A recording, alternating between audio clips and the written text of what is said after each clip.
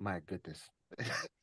That was an excellent explanation, very clear. So what I wanted to know as well, because we have a lot of people, shout out to Dave Ramsey, who has built a platform on making sure that people are tracking their finances, right? Sure. But there are people who find it difficult. They find it difficult to track their spending, to track their budgeting. I don't like that word. I like money allocation plan, Hmm. mapping. Do you Hmm.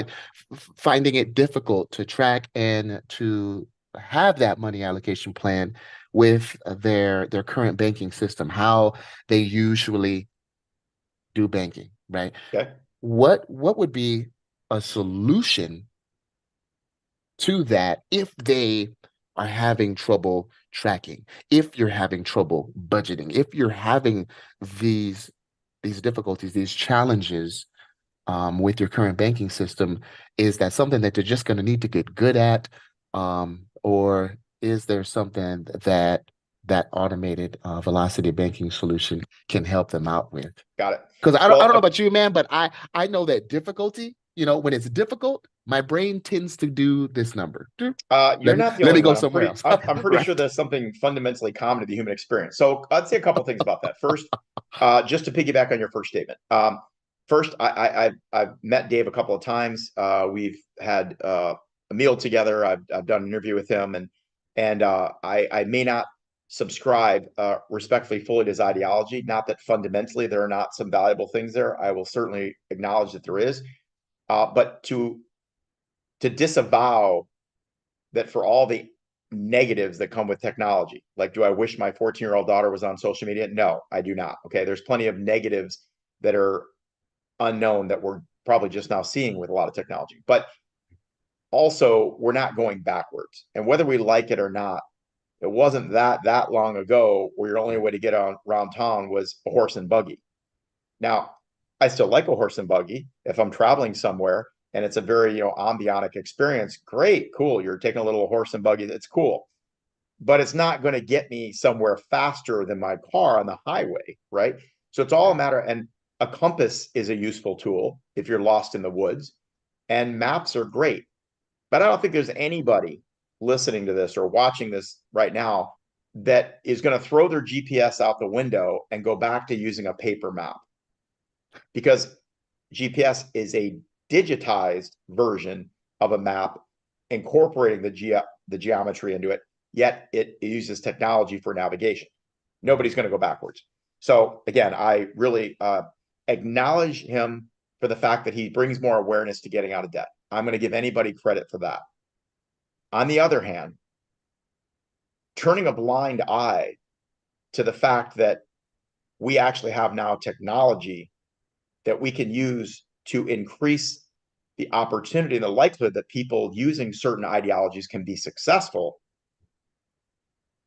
is the name of the game. We all have calendars probably. I still a little old school as far as writing things down. We've all got reminders on our phones now too. We're not going away with that. It's That's not right. Morse code. It's Right. nice that we don't use walkie talkies. I had a pager way back in the day. I was pretty proud of it too, by the way. Oh, And I used to major. actually page myself and go, it found me in the garage. It found me in the living room. Well, nobody's going back to paging now unless you're in a hospital. We're using phones. Okay. So the whole point is I acknowledge it, but you're right. Things have advanced to a manner in which we are going to revolutionize the way that people actually not just manage their money, not just budget their finances, but become better stewards of their finances because they now have access to technology that gives them the ability to level the playing field with the financial institutions. There was a time not that long ago. GPS has been around for a long time, but it was only privatized for use in the military up until 30, 40 years ago. There was jet fighters that could read a quarter on the ground from 1,000 feet in the air. But when we finally got GPS, it was okay. You can get the spot within 100 feet, and then of course now we can get it within, it's actually 3 to 5 feet. But the point Mhm. is, it's not inches. Well, guess what? Now a lot of these systems and these strategies that banks and financial institutions have been using for decades, CJ, we can now incorporate into a technology-based platform that works just like GPS for money. But there is one more element here, though. There's the psychology of it. humans in nature, Americans, I think in particular, struggle. What do we always say the two top New Year's resolutions are every year? Fitness and finance. Finance. Lose weight, get in shape, get out of debt, and save money. Mm-hmm. Well, Yep. why? You think eat less, exercise more. Simple. Right. Spend less, save more. Simple. Simple. But it's not that easy. And it's not just because we don't have discipline. That's part of it. It's not just because we're not consistent. That's definitely part of it. But they're the same two every year, CJ, because A, they remain important priorities in life. But number two, because we continue to fail. And yes, we could say that, people don't plan to fail, they fail to plan and lack of that's all true. But what we also know is that when you see something that's a big enough benefit and it's reachable enough, we'll do almost anything as humans. So the problem is when we live in this opaque sea and we associate eating with pleasure and dieting with pain and spending with pleasure, why it's called retail therapy, and Mm-hmm. saving with pain. If that's our belief system, then what happens every single time we have a stressful day or, the kid is crying and we're fighting with our wife? We're going to go right back to that thing that brings us pleasure, which is going to be about every other Tuesday. So then we wonder why we continue to, indulge in bombs or spend money on stuff we don't need with money we don't have to impress people we probably don't even know. It's psychology. But here's the point. The way in which we've created this technology becomes predictive, becomes dynamic. And here's the important point.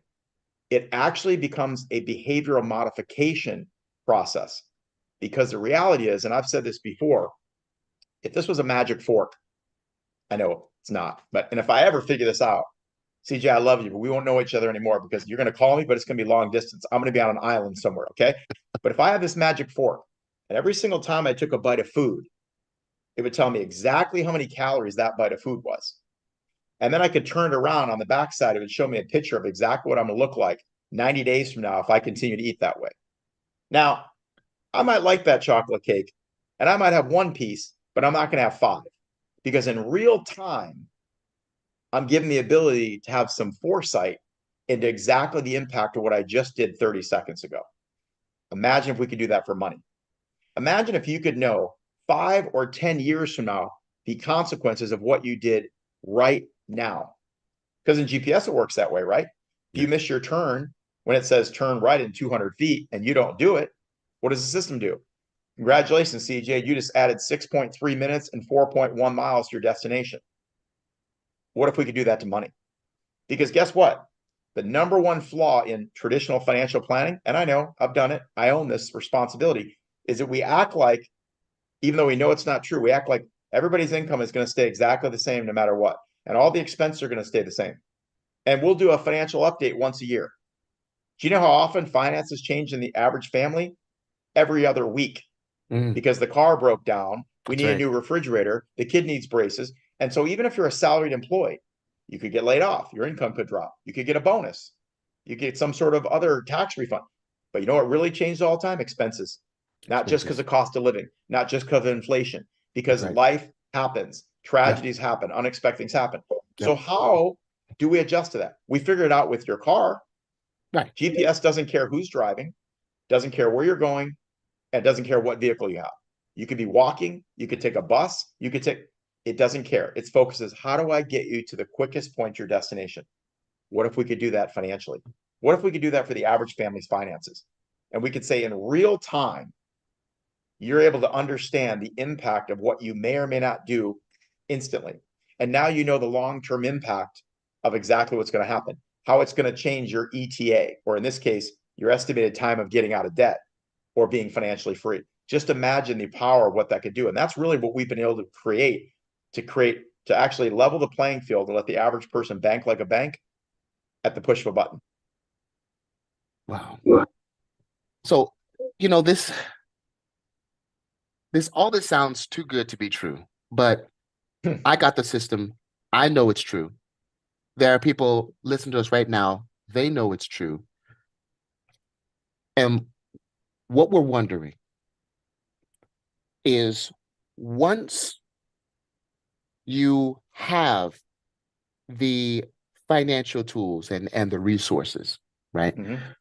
Once we have those financial tools and the resources, okay, fine. right? And that's good. We got it. We're now on our way.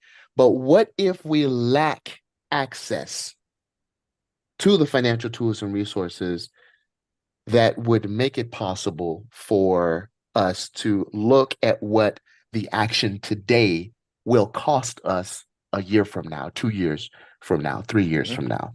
Mhm. How do we get access to that to help us reach our financial goals? Freedom, financial freedom. Because Well, you already explained perfectly how it's possible. You know what I sure. mean? The same way if we have that magic fork, right? Hey, losing 25 Hey man, pounds, 30 don't take pounds, my idea, man. I'm gonna figure it out someday, and if I find out you stole it, I'm hunting you down.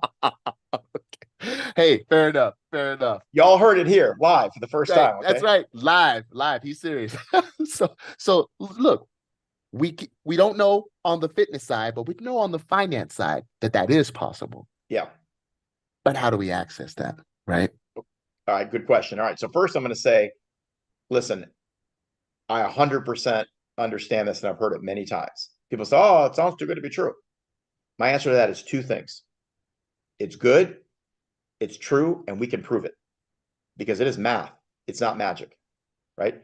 I'm not telling you to drink this shake and you're going to lose 10 pounds. I'm telling you 1 + 1 is 2, 2 + 2 is 4, and 4 + 4 is 8. I don't care what anybody says. Math does not lie. Numbers do not lie. People lie all the time.